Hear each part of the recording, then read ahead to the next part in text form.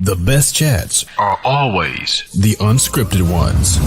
There are interesting stories all around us, and here's one of them. Open your eyes, spectacular's right in front of you. Oh yeah, this is totally unscripted, so we never know where this is going to go. Dangerous. This is the unscripted perspective. Turn the volume And up. here's your host, Phil Parker. Phil Parker. Phil Parker. Phil Parker.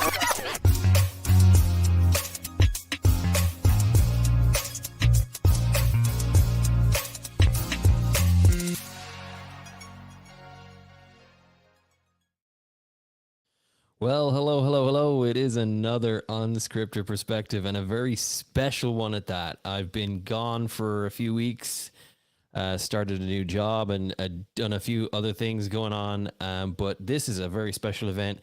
It is the night where we get to celebrate an amazing talent. I have Guerin on the show. His release of his new album is today. It's already out on all streaming devices. But Ian, welcome to the show. How are you, sir?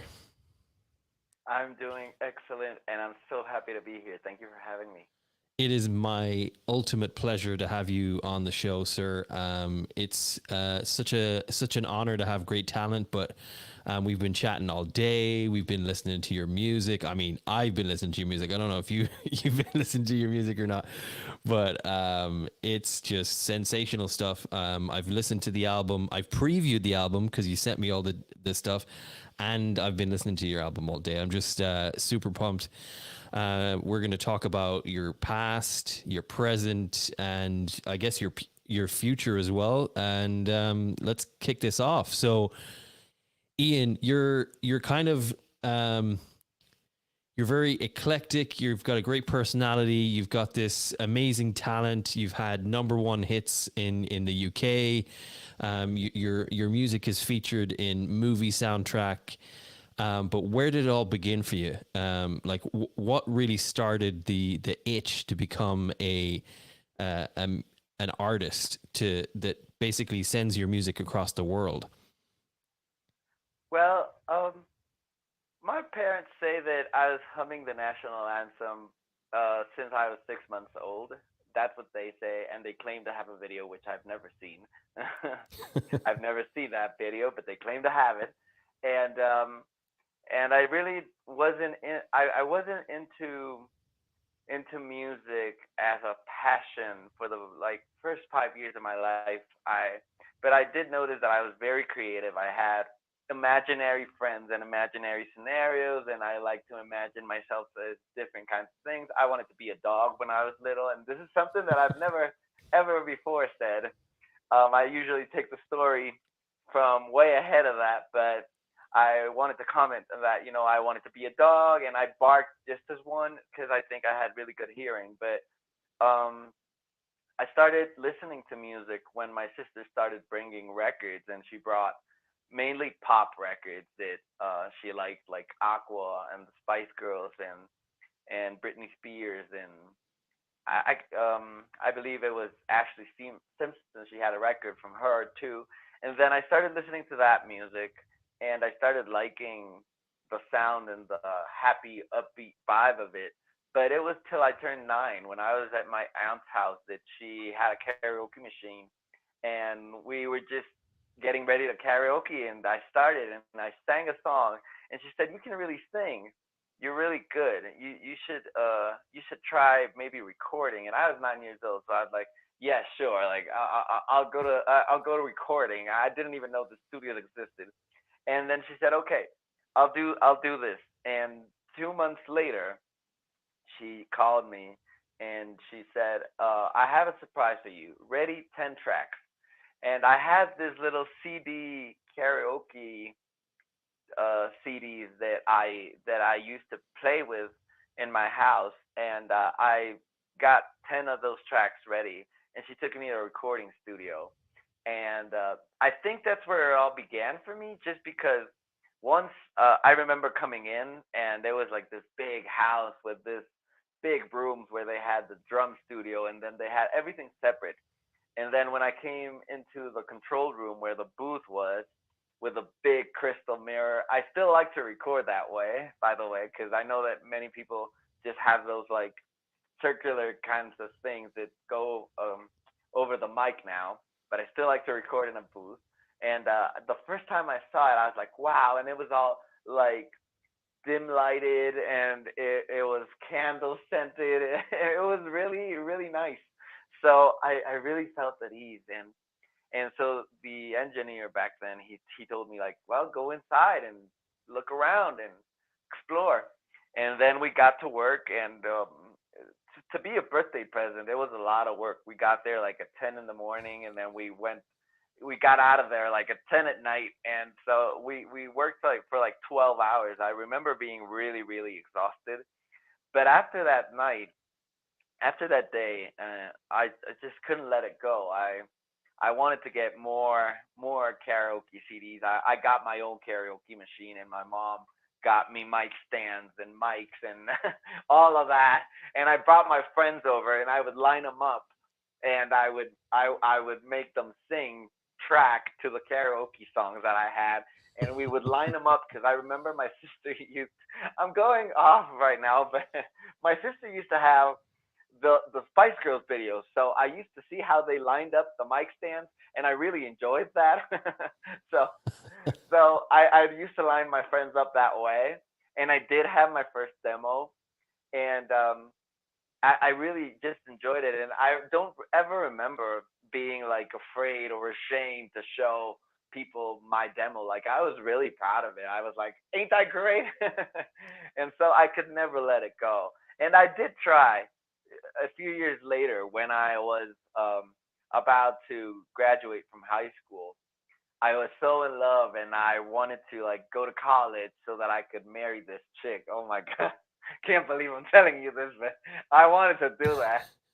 Fortunately for me, the universe has a weird way of putting things together because I did not like school, and I dropped out, and I went back to recording because by then I had recorded like 4 demo albums. I had recorded some original tracks. So I just had to drop it. The first time I was in class, I was like, oh my God, this is horrible. Not that education is wrong, it's not for everybody. Careful now, careful Oh now. my God, I had one sip of my mystery drink, and I'm just saying it. But it's, I like that. Your mystery drink. I love that. That's awesome. We do have a first comment, and you're gonna have to forgive me because I don't speak Espanol, so you might have to translate that. But we have one of your many followers have left a comment. I believe it might be saying hi, but thank you everyone for watching. But yeah, it's pretty awesome. I'm excited. And of course, everyone has the opportunity to ask questions. If you have any questions in Espanol or in English, definitely leave those comments. We're happy to facilitate. I don't translate, but this gentleman here, being of Latino descent, will be able to help me out with that.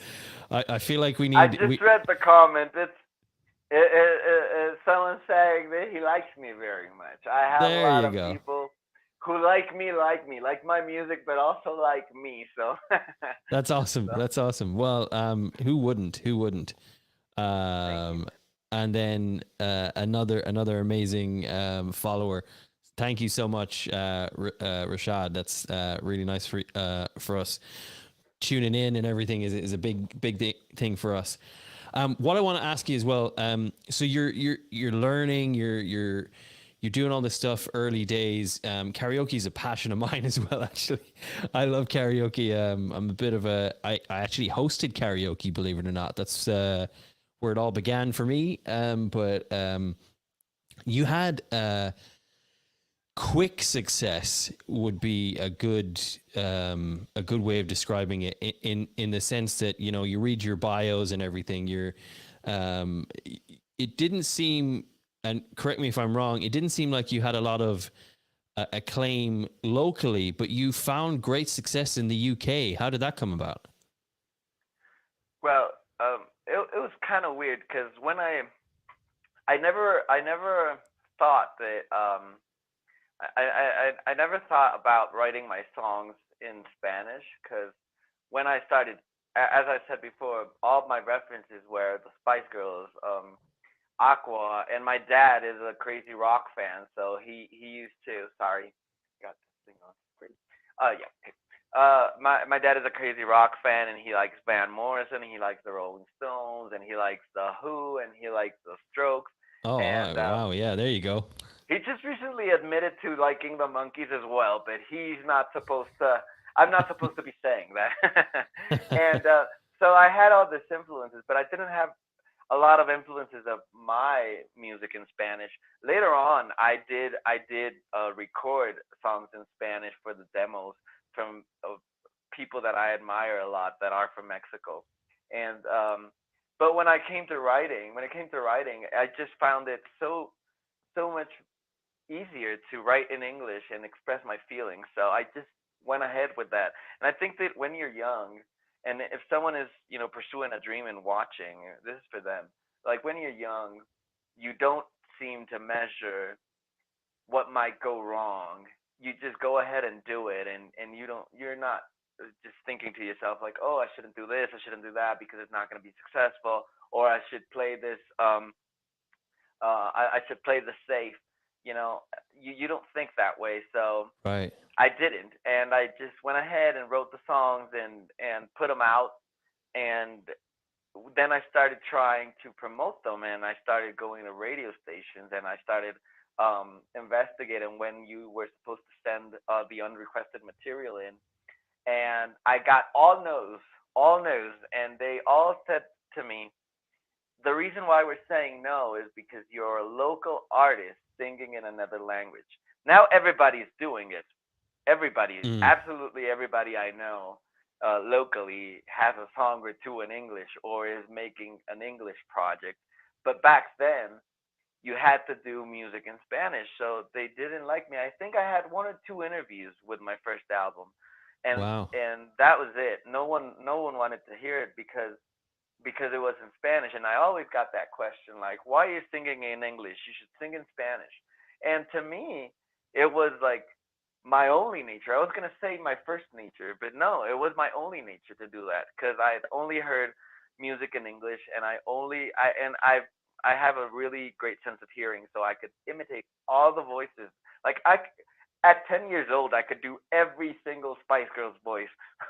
you know what I'm well, it's so actually ironic that you even mentioned that because when we get into the weeds a little bit later, as far as just discussing this current project that you've just completed, I even said to you that one of my favorite tracks in the album is one of the tracks that is in in Spanish. And I don't even understand Spanish, but I love it because it's just got a great feel to it. It sounds great. It's got a great beat, everything about it, and you sound amazing. So it's definitely a growth in your character and your confidence and how much you've grown as an artist that you're able to do that. But so your first track that you that got, I guess, huge acclaim in the UK, it hit I believe it hit number one, was Free Time. yes. And Free Time for me is, okay, Free Time for me is the first track that I actually heard of yours. So out of everything that you've ever produced, Free Time was the one track that I heard. And Eileen Shapiro, who's a mutual friend of ours, actually sent your details over, and we were going to do this a lot sooner. Actually, it was last year that we were going to do this, and it just never materialized because of COVID and everything else that happened. But I heard that track and I was like, oh my God, this is the guy. He was number one. This is amazing, because people in the UK have heard your stuff before. So it was really interesting to me going through your catalog of music and then doing it again a year later and hearing the difference in what you've produced. So for those who haven't heard this song, I am going to play a little piece of this song because it is one of my faves that you've done of all time. And then while we're doing that, if people want to have some questions in going forward, and maybe questions about the track or anything, any aspiring artists, please feel free. But we are going to have a quick listen, and I'll mute my mic so there's no interference on my end. But I want everyone to hear this. It's just a really, really good track.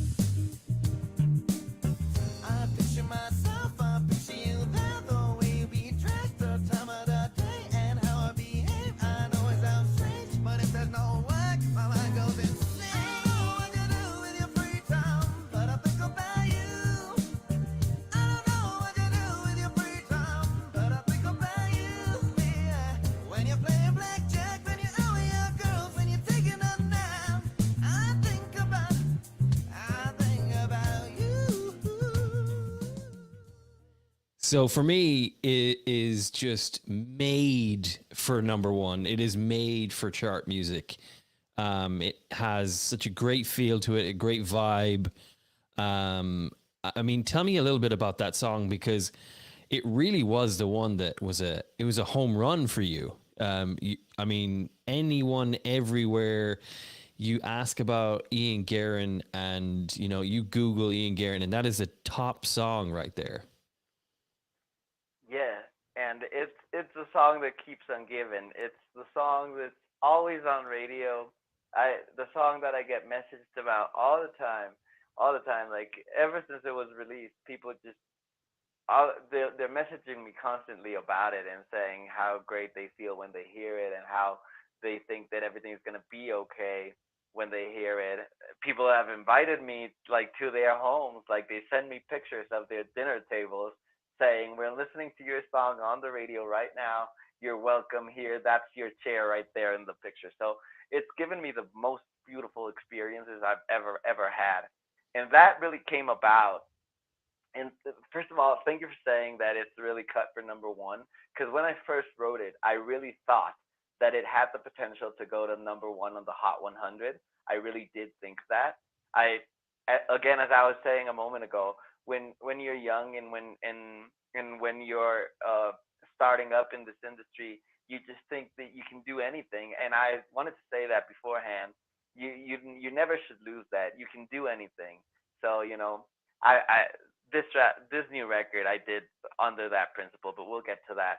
This song I wrote, wow, so long ago. I can't even tell you how long it was, but I wanted to write it. I wrote it because I started listening to Charlie Wilson, the R&B artist, and I just thought, man, his voice is so incredible. I mean, I love Uncle Charlie. Uncle Charlie is with me every single day. I play him at least once a day. And I thought, wow, I want to write a song that he could sing that was mine. And I was with this agency at that time that they could plug some of the songs that I was giving to them with some of the labels that some artists were in. So there was a chance to get it to Charlie. It never got to Charlie. But, I wrote it for him. And I remember it was a very simple principle of how it came about.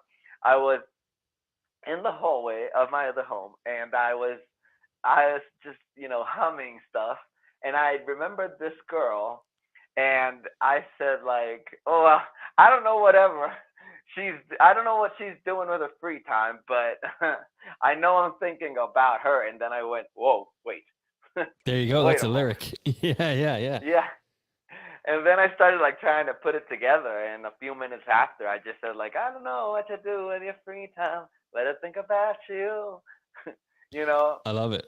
and I wanted to make it work where it could say that I don't know what you do with your free time, but I think about you in mind. But it kind of didn't work, so I just went with the simpler description of it, and that's how it really. That song is one of those examples of songs writing it themselves, because I really didn't have to put a lot of thought into it, and I think that's the reason why it was so successful because I always say the one that's easier to write is going to make for a better single because it's the Right. most natural and it just It's comes to catchy. you from above and you're just like a system, You're you're Right. you're a portal from where for it to come out. It's And so when you have catchy. to craft the record. Sorry? It's so catchy. It's so catchy. I mean, even just I mean, I was chatting to you all day before this, and for days before this, I should say, and honestly, just listening to your music, you find yourself, which is a refreshment for me because being a parent, normally it's children's theme songs or children's TV theme songs, I should say, going through your head. But when I'm listening to your music, like that one is so easily implanted into your brain that you find yourself just doing something and you're just like, I don't know. Oh wow, I like this. Yeah, this is good. It's just so quick to resonate with you, and it reaches so many people just because it's easy listening, which is a huge credit to you. But what on earth happened that you were able to duplicate that success by having another song do the same thing? I mean, Roll the Dice was right off the back of that. It felt like it just is another powerhouse song. It just has all this great sound to it. It feels like you're having even more fun with that song. Like, tell us about that before we have a quick listen. Tell me a little bit about that one. Well, Roll the Dice is I think the a very successful song because it was a very successful song because it went under the same principle as Free Time. It came from the heart. It just like it came from those two songs and many from the past album just came from moments like that where I was just like thinking about somebody and specifically Roll the Dice. It was like so like I was trying to encourage myself to go knock on the chick's door and so so I just like kind of looked at myself in the mirror and said like I'm gonna take a little chance and roll the dice. Let's do this. And then I went, whoa, wait, I have to write that down before I leave. And so I did. And I think that that's the reason it became so great because and people enjoy it. And a lot I didn't believe in Roll the Dice as much as I believed in Free Time, just because I thought that Free Time, as you said, is such an easy listening song, and everybody can relate to that feeling. And Roll the Right. Dice is a little bit of a more complex story, with it involves things that aren't as popular as the ones set in Free Time, right? Because it's a more personal story. Yeah. But I think that people resonated with it because I just flowed with it and said what I needed to say. So if anyone that's wanting to do anything and they're watching the show, just go with the flow. Because I heard this comment the other day on an Instagram video, and this was a producer. I don't know his name because it wasn't any of the producers that I know, but but he said artists have to make the music as if no one was ever going to as if no one was ever going to listen to it. They should write and make their music and produce their music as if no one in the world but them was ever going to listen to it. What would they do? You would do Right. whatever you wanted, whatever you felt like doing. Right. So Right. those two songs, and a lot of them were written from that principle. So I think that's the reason that they're genuine. Yeah, I love it. I love it. And Roll the Dice is another one of those chart toppers that, again, the UK love you, dude. I don't know what you've done right with that, but the UK just loves your stuff. So And I uh, love them. that's, and maybe you need to start touring over there. We'll have to. I Well, do. I do want to. I do want to for sure. So we're gonna play a quick snippet of Roll the Dice, and then we're gonna get into the new album, because I know we were talking about your past a little bit, but tonight is a very special night. So we're gonna get to the new album right after that. So here we go. Hello, doll. How you been? Life hadn't given us a chance to speak.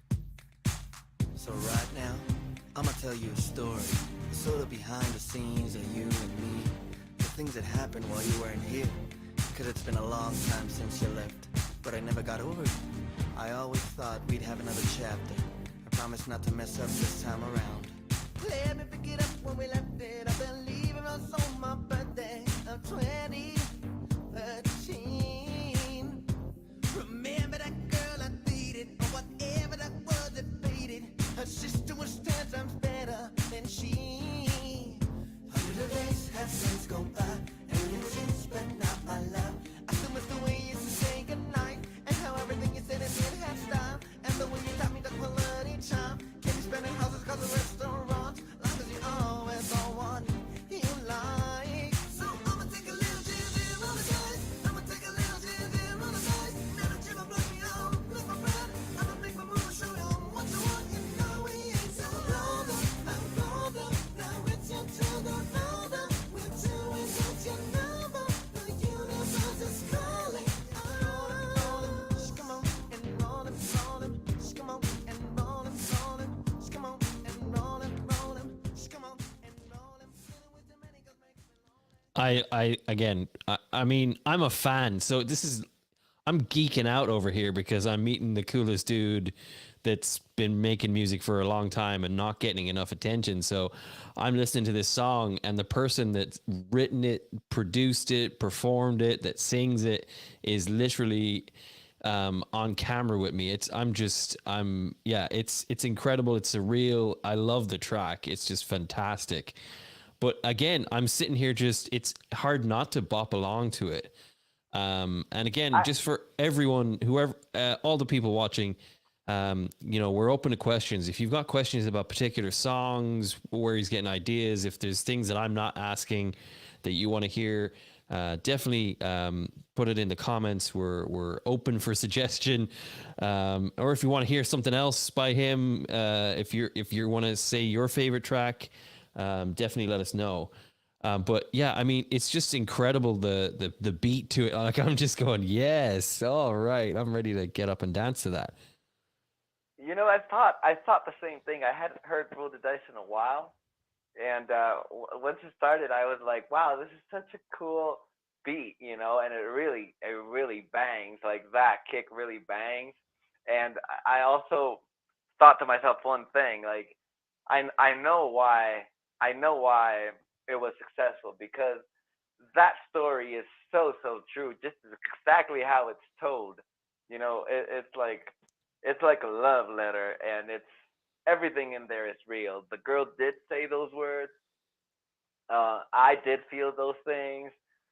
The line in the beginning with the controversial line that says that I was dating another girl that her sister looked better than her. That's also true.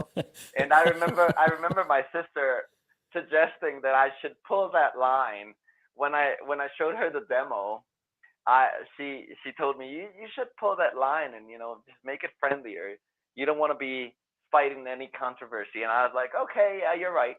And then Prince died a few days after that, and I was like, no, I'm not changing the line. And she was like, why? What's wrong? And I was like, well, Prince died, and I don't think Prince would have cared what anyone thought about the line. That's right. The story, and I'm not going to sweeten it out. That's what happened, and I'm being honest. There was this girl. She had a sister. Her sister looked better. I wasn't going to be about going out with that girl, because it's not fair. I took one glance at that sister, and I said to myself, no, I'm not going out with you, because I'm going to like her always. So I parted ways with both. So, but I was hearing it and just thinking to myself, wow, that's so real what I said.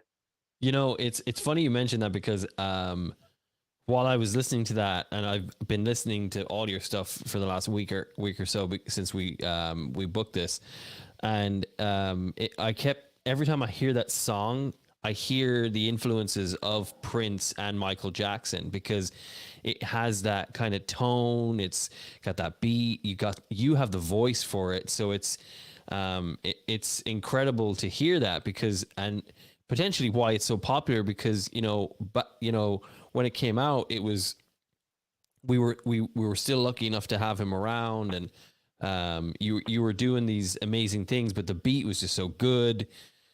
So I mean, to me, it was just a great track. So it doesn't surprise me that it was so popular. But moving on to your amazing work that you've just completed. So before we kick off, I want to play the trailer to what is the start of a new era for Ian Guerin. So I'm going to share this quickly, and then we'll get into the nitty gritty of this new album, and we can talk about your faves and my faves, and if anyone has listened to it already today, their faves as well. So we'll throw that on right now. I'm so excited to hear The most dependable hitmaker of our generation is back. Ian Guerin, a child from planet Earth, the new album, including viral hit Class of 1,000 Stars, Europe's newest classic, We're All Broken Hearts, and for the very first time, 2 new Latin numbers. Ian Guerin, a child from planet Earth, the new album, available on all streaming services now. Follow Ian Guerin at I Am Ian Guerin and join the experience today. Ian Guerin, a child from planet Earth. Listen now.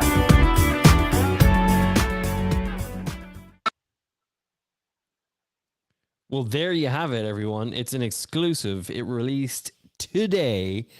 I was the first to hear it before that, I think. And I've been probably the first to turn it on this morning as I saw it released on my streaming service, which I choose is Spotify. Not doing any plugs or shameless things there. But it is called A Child from Planet Earth. Tell me a little bit about that title. Where did that come from? Child from Planet Earth. It's curious because I just come from all of the success of Irreplaceable, and I remember this TV presenter telling me, this is going to be very hard to top. And so I got nervous, and I didn't want to get to do any work so quick because I didn't know if I could top that I had done. I thought that Irreplaceable was such a beautiful body of work. But after the pandemic started slowing down, management started saying you need to get back to work, money needs to come in, and I had actually made money for the first time with Irreplaceable, and so, and I it's also an artistic sense, of self. I needed to get back to work. I wanted to get back to writing, and I had enough with not procrastinating, and but I didn't know what the theme was because Irreplaceable is a love album. It's an album about the downfalls of love throughout my life since I was very young up to the point where it was released. So I did not have a theme. I didn't know what I wanted to talk about. I'm not saying that I wasn't inspired, but I didn't know what I wanted to talk about as to create a body of work. So I most certainly was not in love with anyone because I would have written a lot of songs and just put out another love album. But I thought I don't believe in love at this current moment in my life. So what am I going to talk about? I've always written about love. And so one day I was watching TV and it was close to election time. And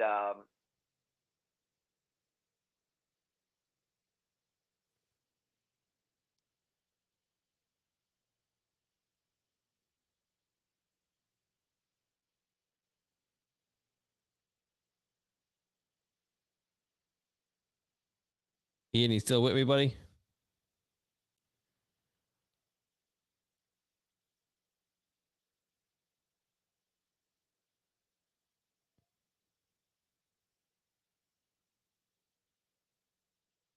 It looks like Ian is gone. While we're waiting for Ian to come back, I am going to quickly play another one of his tracks. And let's see here.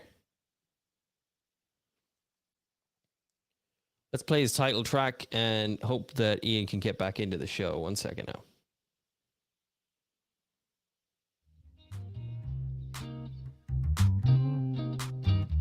I've had big dreams and felt the stars since I was a small child. And follow who's in charge. I've had to fight to stay on track despite the many tries to talk me into doing what everyone thought was right. For what it's worth, I've stayed my path. I've never been quote the usual. The more I answer, the more I doubt. I feel much wiser, but sometimes I don't know where I'm going. I don't know where I'll be next. For what it's worth, I'm just a child from planet Earth. I don't know where I'm going. I don't know where I'll be next. For what it's worth, I'm just a child from planet Earth. I don't know where I'm going. I don't know where I'll be next. For what it's worth, I'm just a child from planet Earth.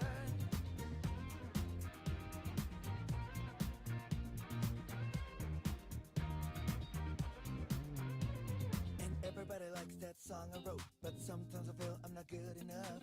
Humans can be mean and meet your life without remorse. Well, it looks like we've lost him. Unfortunately, technology is not great, and we're all over the shop right now with some of these things that go wrong. But keep an eye out for Ian Guerin. I'm not quite sure what's going on with the internet tonight. But if we can get him back in the next 20 minutes or so, I will go live again. But definitely check out his new album. Check out all of his work. Child from Planet Earth is amazing. It is probably one of his best albums to date. The one that I love the most is Class of 1,000 Stars. But definitely go check him out. And I appreciate you guys for watching today. If we can get him back, like I said, we will definitely go live again. But until then, we'll chat again soon.